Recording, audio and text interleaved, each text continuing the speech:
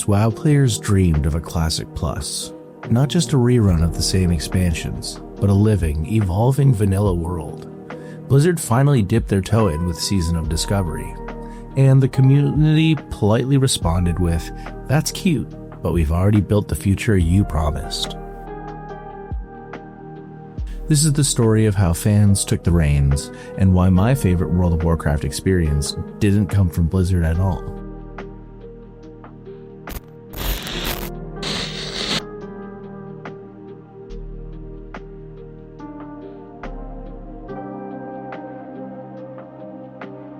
In 2019, the hype for WoW Classic was, well, biblical.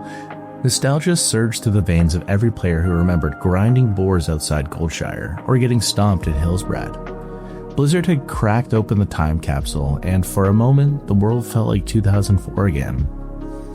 A few years prior to the launch of Classic WoW, the private server Nicktorious had complied with a cease and desist from Blizzard and shut their servers down after Blizzard promised they would work with them on a proprietary Classic WoW server. Nicktorious opened the world to a true vanilla WoW experience, and despite Blizzard at the time regularly signaling that they didn't think the community truly wanted this kind of authentic vanilla server. And by the way, you don't want to do that either. You think you do, but you don't. Nicktorious did so much to prove to Blizzard that this was what the market wanted. And it worked.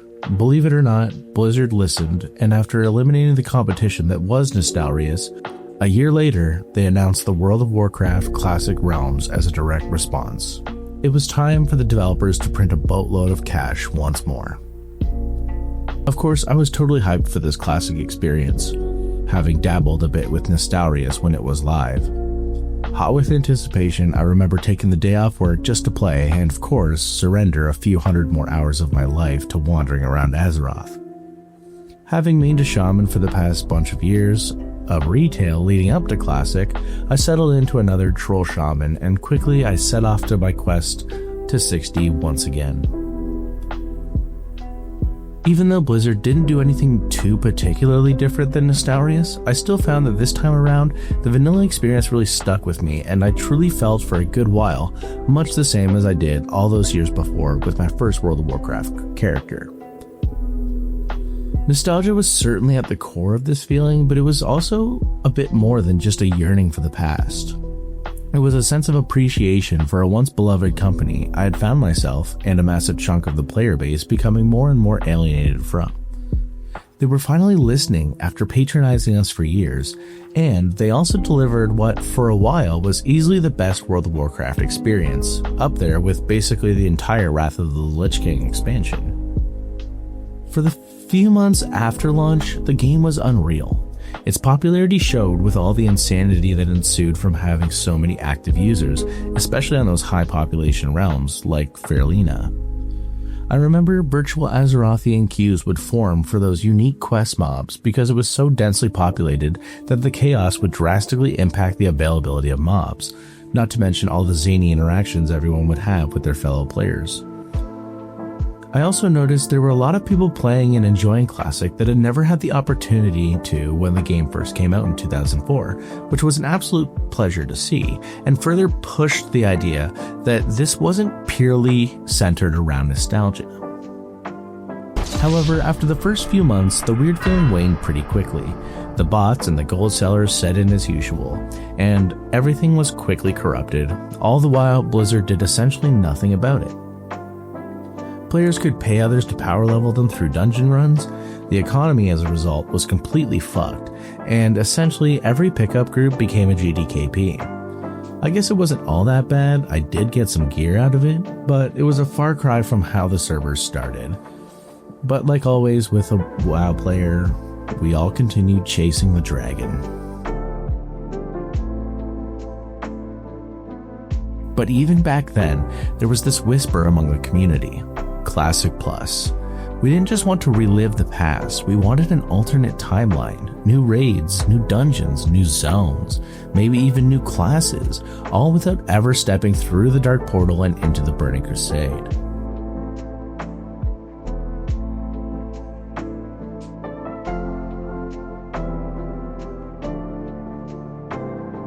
Instead of Classic Plus, Blizzard gave us the Museum Tour.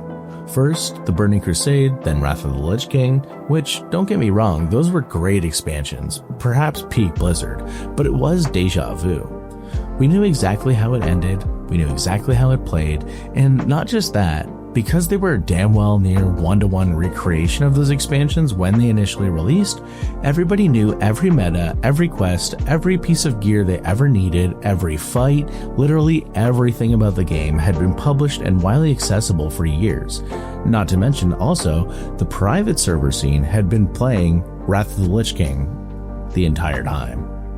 Again, this isn't necessarily bad, but it certainly wasn't the same. If you wanted a new experience augmented from the past, you still could pretty much only get that from retail WoW.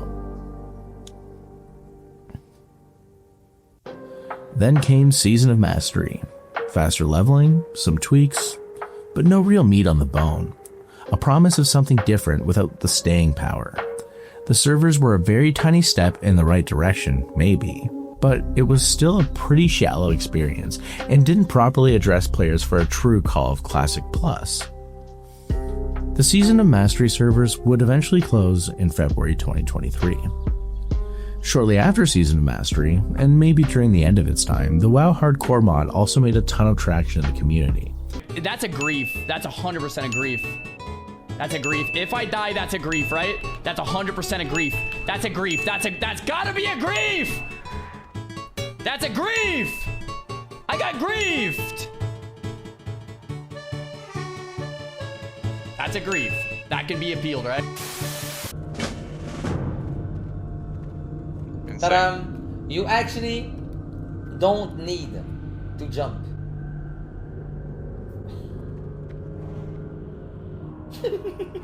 What did he? He had the mind control cap on the Oracle. I hit the Oracle, so it flagged me, and then I died. So that doesn't count, right? That can be appealed easily, right?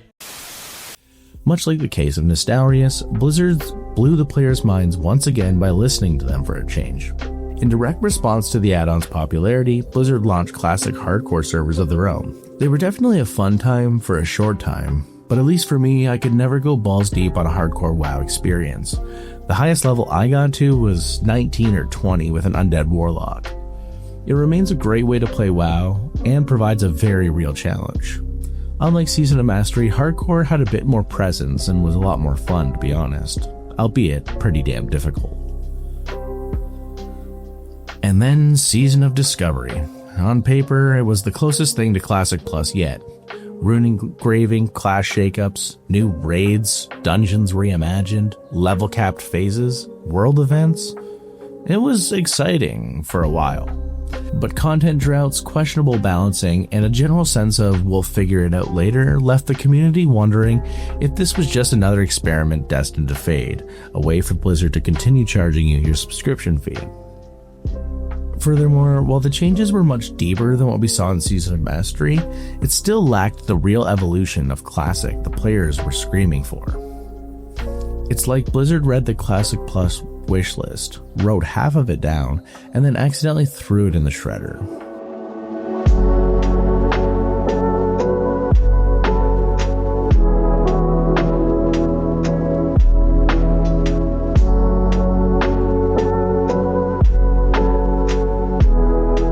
While Blizzard was experimenting, the community was, well, building the actual dream.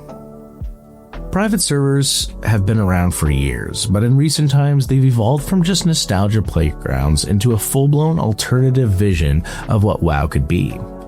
While I did have the pleasure of playing vanilla back in 2004 when it released, my real roots in World of Warcraft started in the Burning Crusade on a private server. Back then, it simply was a financial thing. As a kid, convincing my parents to buy a game time card, let alone punch in their credit card information into Battle.net, was pretty difficult. These days, it's something else entirely. Private servers are pushing the limits of what a classic WoW experience can be, and in many ways, at least some of them are delivering even better content than Blizzard themselves. It also gives a platform for the community who has become disenchanted with the company.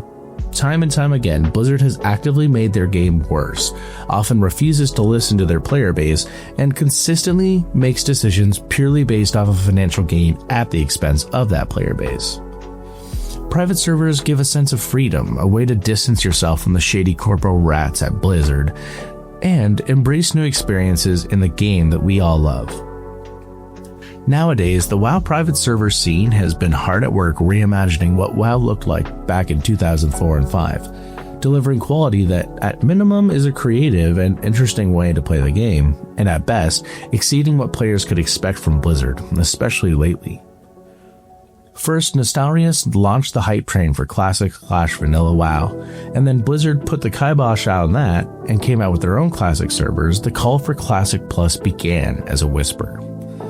Over 2019, and as WoW Classic shifted into their next expansion, the Burning Crusade, a few private servers popped up and have since turned this whisper into a roar. While there's basically only 3 real Classic Plus private servers, they all consist of some very creative and talented devs and insanely passionate communities. Among these few Classic Plus private servers, and honestly the first one I ever heard of, is Ascension. Okay, I admit, Ascension WoW is not entirely a new Classic Plus experience, but it is still very different from something like a Blizz-like vanilla server, and the core mechanic itself carves a unique identity in the space. Most importantly, I do believe that Ascension is helping further the demand and conversations surrounding Classic Plus. Ascension has also been very hard at work with all sorts of new custom WoW Classic experiences. Ascension's Bronzebeard is currently in alpha and is seeking to enhance vanilla through a completely custom server, much the same as the other 2 private servers.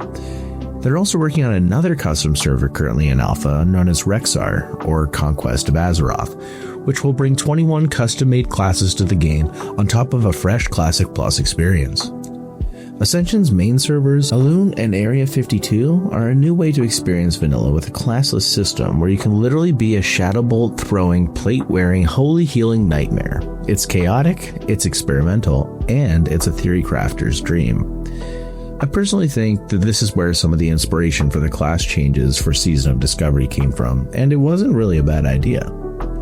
Admittedly, I do have little experience on Ascension, but from what I have played and seen, it's a wild ride and a very different way to walk and fight through Azeroth. Next up is the newest Classic Plus experience, and it's off to one of the rockiest, yet still very promising starts for a private server I've ever heard of, for any game. But despite this rocky start, the hype for it has stayed strong, and time will tell if this server will completely shift the conversation surrounding WoW Classic Plus. Of course, I'm talking about Project Epoch. Launching initially on July 26, 2025, Project Epoch takes a more immersive approach. Custom lore, handcrafted zones, and a dedication to world building that feels like a love letter to role players, and seemingly done with great respect to the Warcraft source material. When I first heard about Epoch, I was pretty excited, and waited patiently to give it a shot. When launch day came, however, it was a massive punch to the gut, and the devs totally fumbled the whole thing, much to their own detriment. Constant crashing and unbelievable lag was just the beginning, but this was mostly due to underestimating just how many people were excited for this fresh, new Classic Plus experience, which ultimately is still a good sign for Classic Plus enjoyers. All of these issues prompted the devs to bring the servers down while they drummed up a solution, and a month later, the next chapter for Project Epoch began when the devs teamed up with those over at Ascension WoW, and now Project Epoch will be hosted using Ascension's server core infrastructure. While this tragic yet exciting launch was enough to leave a sour taste in anyone's mouth, to be fair to Epoch, no one has really seen what it fully has to offer. Due to the launch going so poorly, people are now a month behind and only now getting a real opportunity to play.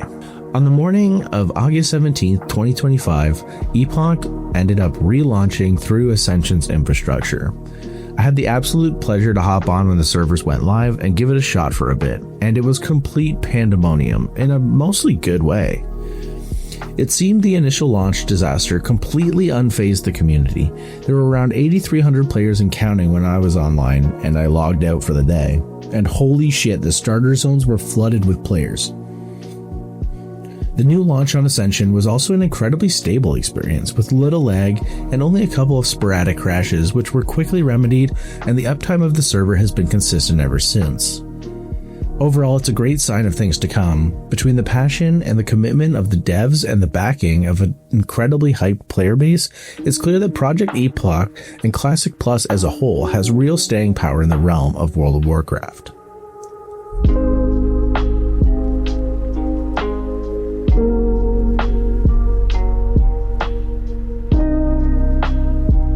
Thankfully, there is one server out there, out of all of them. One server that is doing all the heavy lifting in the Classic Plus space.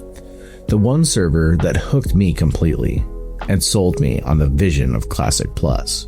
This is Turtle WoW. It's slower, more immersive, and packed with custom content that feels like it belongs. Entirely new quest lines, new dungeons, even racial identity tweaks that make each faction feel distinct again, recrafted zones that we all have become incredibly used to and we love.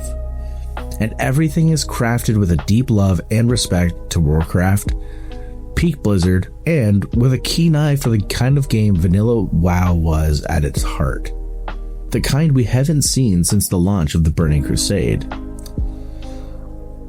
I was late to the party over at Turtle WoW, only getting my start earlier this year. I would regularly see headlines and YouTube videos with Turtle WoW in it, and I always had tried to listen to the call for Classic Plus ever since the Nicktorious days, and so I eventually pulled the trigger. This ended up being among the best gaming decisions I've ever made, because Turtle WoW is nothing short of incredible. Buckle up, dear viewer, because this is going to be a glazing for the decade. Logging into Turtle WoW for the first time, I had no expectations. It was truly a snap decision I made one weekend after seeing another article headline mentioning the server. I also have been out of live retail since Cataclysm Classic launched, so naturally I was itching for some World of Warcraft. I made an Orc Shaman and I set out. Within the first 15 minutes I was killed by a level 1 no mage twink I came to learn was known in Turtle WoW as a level 1 lunatic, a challenge feature you can select at character creation. I was flagged for PvP because I chose War Mode. There's a few of these challenges, and let me tell you, some of them are hard as hell. Of course, you have your War Mode and Hardcore, but there are some truly wild ones here, and all totally optional, further empowering the player to embrace the kind of WoW experience that suits them the most. After dusting myself off, I got to leveling and quickly found myself once again balls deep infatuated with World of Warcraft. Levels 1 to 10 go much like they always do, but I noticed some of the additional content in the form of a goblin port on the northeast coast of Durotar. I had to stop by and check it out. Turns out, it's a small quest hub, the center of the reputation faction for the new Horde goblins, the Durotar Labor Union. And to top it all off, its design is exactly what you would expect from the vanilla devs, fitting completely naturally into the world of Classic WoW. This was but a taste of what was to come. I've since leveled that shaman to 60 and went on a few raids and stuff, and it was an absolute blast the entire way through and continues to be. I pretty much never got bored. From the new dungeons and subtle quality of life upgrades to the nearly 2,000 additional quests, everything, and I mean everything, seeks to enhance the vanilla experience far beyond anything Blizzard and maybe even the players could have expected. Wandering into Gilneas for the first time left me in awe and seriously put a capstone on a conversation I had when I was 11, standing at the gate in Silverpine, thinking and sharing ideas of what it might be like to explore that zone, long before it would be introduced in Cataclysm. It felt so full circle. Even the custom additions to music and sounds are so well done that it's quite difficult to tell which tracks are custom or not without knowing the WoW soundtrack off by heart. I wouldn't be surprised if you could pick them out just simply based off the fact that they're better. I had that same feeling I felt exploring and experiencing Azeroth for the first time. Every time I saw a new custom content edition, my eyes would bead. Albeit it wasn't as strong, but nonetheless, I've only experienced that feeling twice in the last 20 years of World of Warcraft. Even the community on the server is pretty top-notch, even by World of Warcraft standards, especially amongst private servers. I'm looking at you, Warmane. There's way too many additions to get into in this video, and you'll find relevant links to Turtle WoW in the description that you guys can check out. It's also worth mentioning that Turtle WoW is hard at work at pushing even further the limits of vanilla WoW through their project dubbed Turtle WoW 2.0. This project is a full recreation of the vanilla WoW 1.12 client in the Unreal Engine 5. This is a lofty goal to say the least, and from the teasers they put out, it seems to be shaping up quite nicely.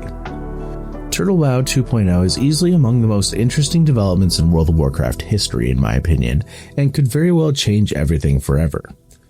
This all being said, the project is not without its detractions however, and at the end of the day, there is a decent chance the devs don't pull it off.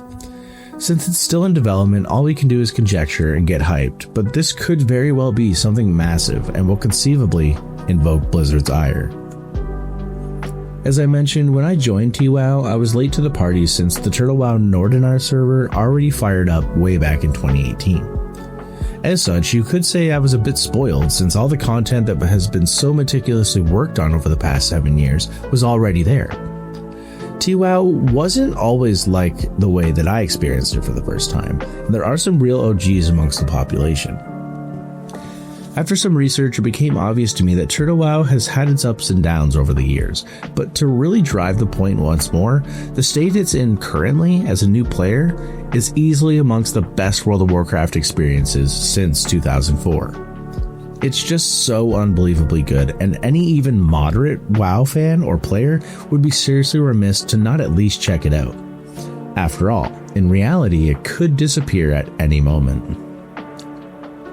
Turtle WoW nails what Blizzard couldn't. It expands the vanilla world without breaking it. You could smell the passion in every design choice.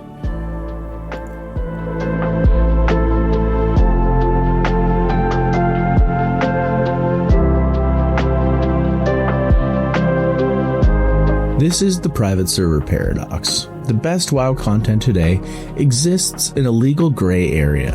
It thrives because Blizzard won't make the game players want, but Blizzard could shut it down tomorrow.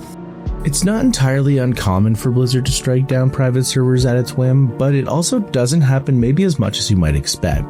Nicktorious really was a unique case, a perfect storm that really became a thorn in Blizzard's side, in the realm of player relationships. Ultimately, I believe it all came down to numbers.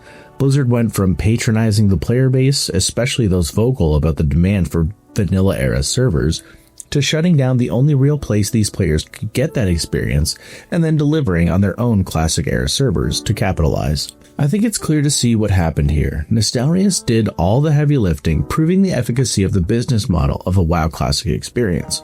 And once Blizzard saw the dollar signs, they sprung into action, eliminating all competition and delivering on something they clearly said they were never going to do. I think this could very well be the fate of all private Classic Plus experiences, especially when Turtle WoW and Epoch are pulling the kind of numbers that they are regularly doing, and Epoch's launch is derailed by the sheer market demand. Throughout my time playing Turtle WoW, there was so much talk and frankly misunderstandings regarding the legal situation surrounding the server.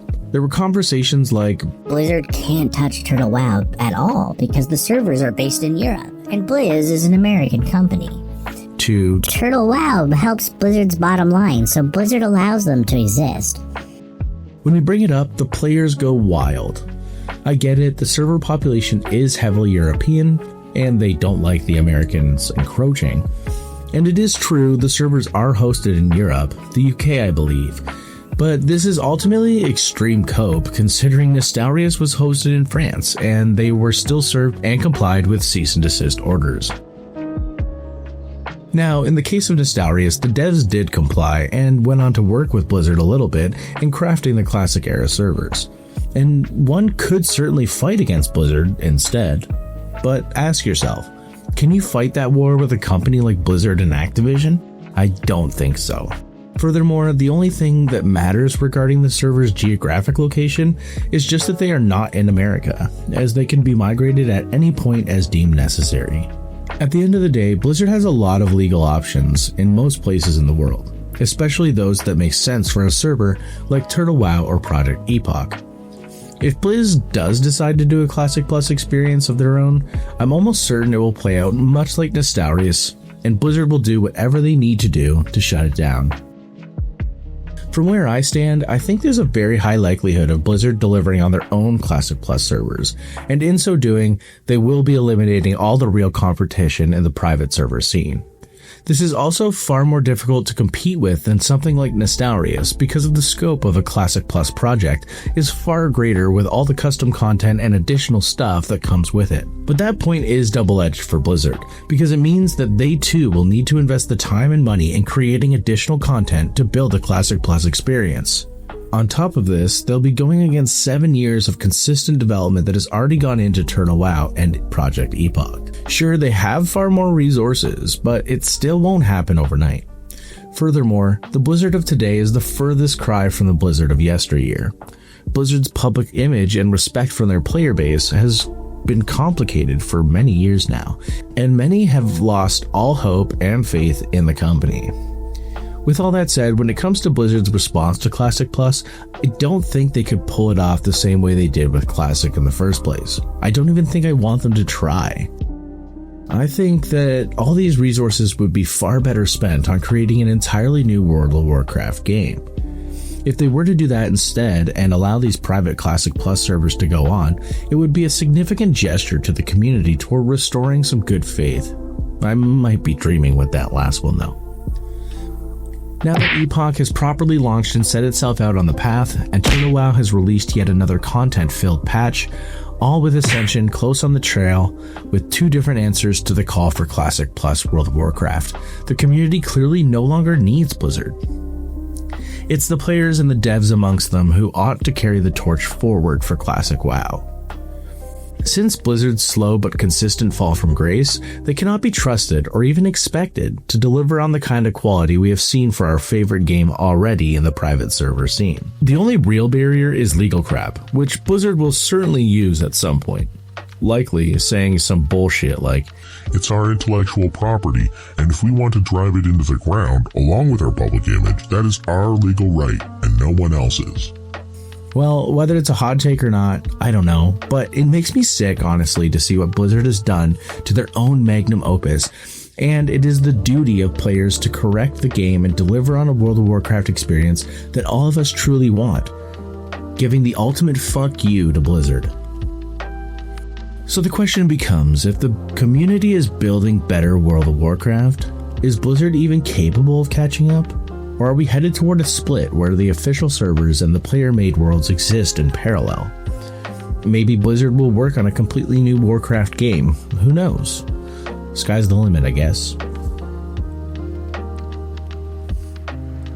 The World of Warcraft I fell in love with didn't just live in the code, it lived in the players. Blizzard may decide to capture this magic for themselves. But until they do, the community will keep the torch burning.